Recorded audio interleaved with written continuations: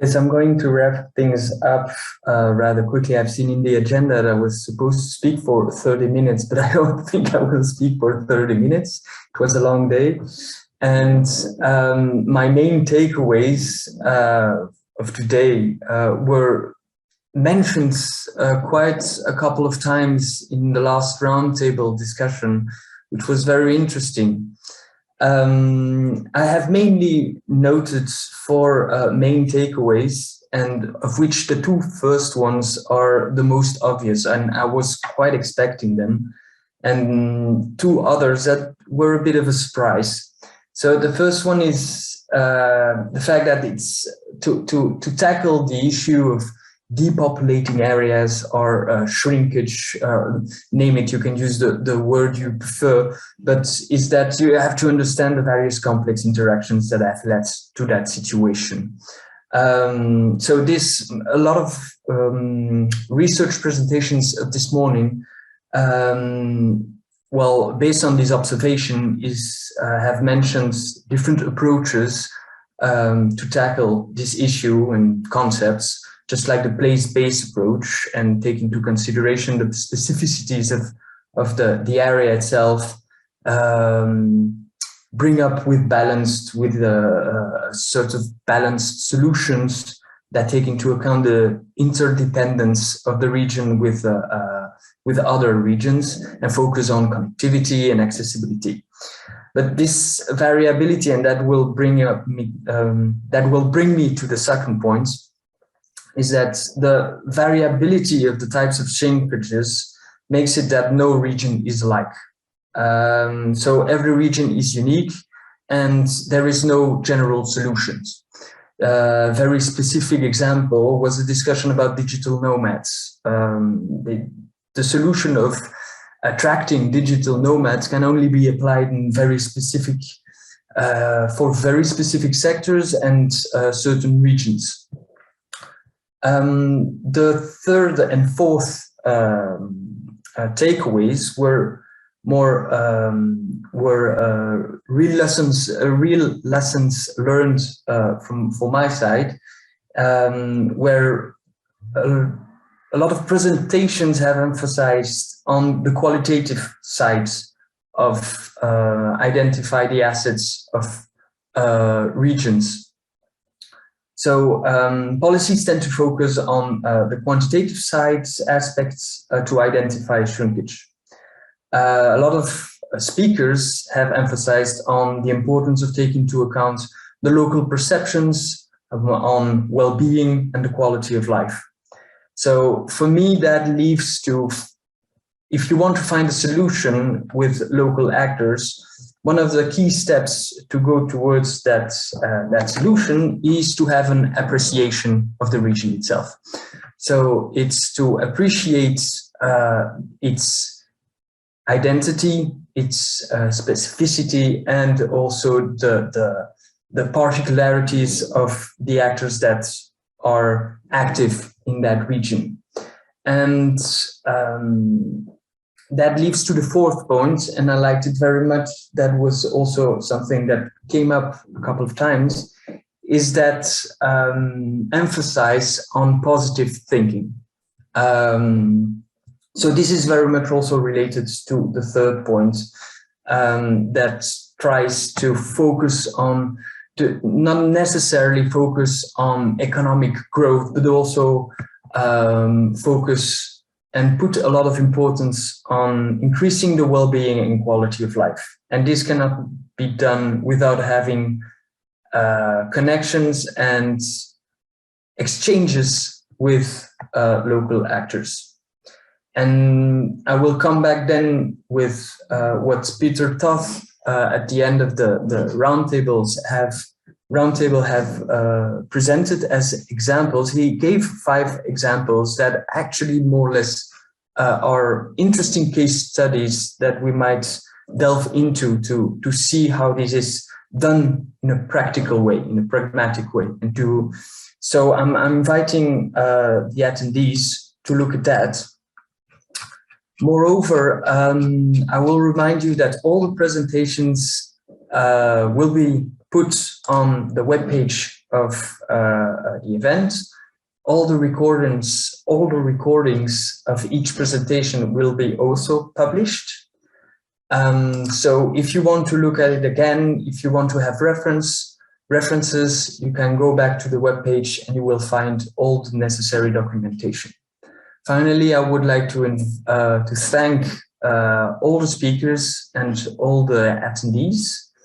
I would like to thank Gabriel for his moderation, and I would like to thank Terézia for her support in organizing the conference. Thank you very much. Many thanks. Many thanks for your thanks and your contribution. Since we do have a few more minutes, apparently, it seems that some of you want to say a few last words. Sorry, that's not a very good way to phrase it. A few concluding words. So maybe Terézia? Yes, thank you very much, Gabriel. So finally, I'm going to jump in. Thank you as well for all these speakers and all our participants. It was a very, very interesting discussion, and I'm so happy that we have it here also translated into Hungarian, because there isn't too many results that can reach in the national language to hear. So I think that that's very important. And I also wanted to just, with the conclusion, just that I really agree with the point that was raised by Eric and then later by Peter, and also before Professor Lukitz, that I think that in this topic, in the shrinking regions, I think it would be very important that we phrase some common goals, and instead of focusing on trying to define the reasons behind this, which as we see is multifold and often leads to not concrete ideas, I think it could be very important to, first of all, yes, harmonize the resources. So work together as ESPON and as the ENRD, which is a network that brings together many stakeholders across Europe. And I think it's very important that you raise their voices and you help them to raise their voices. And I think that it's very important to harmonize the resources and also to set out some common goals and to try to focus on that. What do the people who live in these regions want to achieve? What do the countries want to achieve? And what is that we want to move forward to? And then maybe that will also shed the light more on the possibilities instead of the reasons behind, and instead of the negative impacts that we had before. So yeah, I think that this, and also the future of ESPON, which I think that Wiktor is going to speak about, can be a leading step forward that, and I'm very excited to work with you in that. Thank you again.